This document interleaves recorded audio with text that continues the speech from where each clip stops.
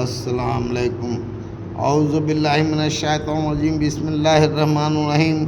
ان الذین آمنوا والذین ہادوا والنصارى والصابئین من آمن باللہ والیوم الآخر وعمل صالحا فلہم اجرہم عند ربہم ولا خوف علیہم ولا ھم یحزنون۔ ترجمہ یوں ہے کہ جو لوگ مسلمان ہوئے اور جو لوگ یہودی ہوئے اور نصارہ اور صابی، ان میں سے جو شخص ایمان لایا اللہ پر اور آخرت کے دن پر اور اس نے نیک کام کیا تو اس کے لیے اس کے رب کے پاس اجر ہے اور ان کے لیے نہ کوئی ڈر ہے اور نہ کوئی غمگین ہوں گے۔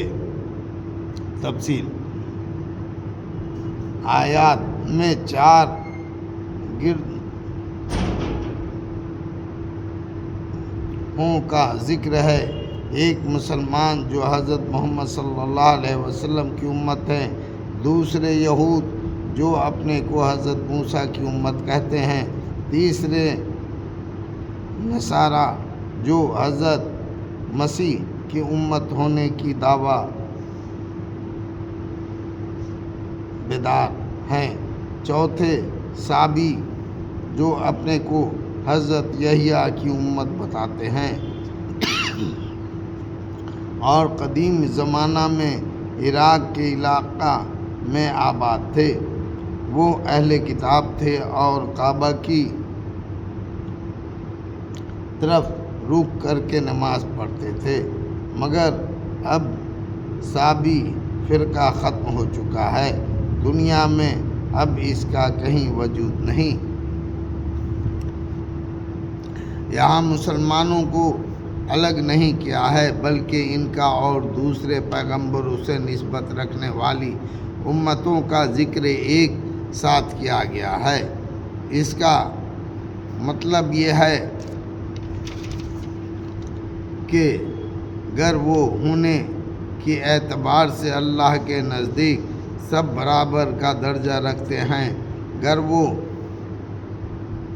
کے اعتبار سے ایک گردہ اور دوسرے گردہ میں کوئی فرق نہیں، سب کی نجات کا ایک ہی محکم اصول ہے اور وہ ہے ایمان اور عمل صالح۔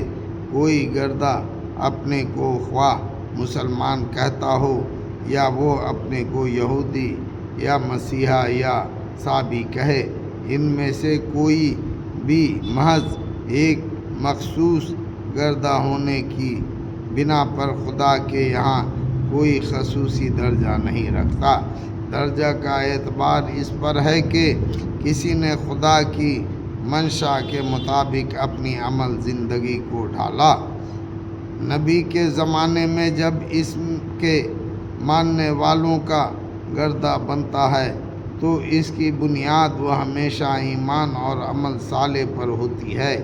اس وقت ایسا ہوتا ہے کہ نبی کی پکار کو سن کر کچھ لوگوں کے اندر ذہنی اور فکری انقلاب آتا ہے، ان کے اندر ایک نیا جذب جاگتا ہے، ان کی زندگی کا نقشہ جو اب تک ذاتی خواہشوں کی بنیاد پر چل رہا تھا وہ خدائی تعلیمات کی بنیاد پر قائم ہوتا ہے۔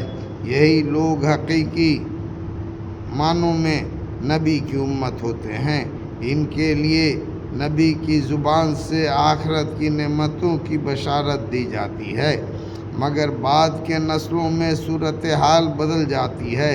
اب خدا کا دین ان کے لیے قسم کی قومی روایت بن جاتا ہے۔ جو بشارتیں ایمان و عمل کی بنیاد پر دی گئی تھیں، ان کو محض گردہی تعلق کا نتیجہ سمجھ لیا جاتا ہے۔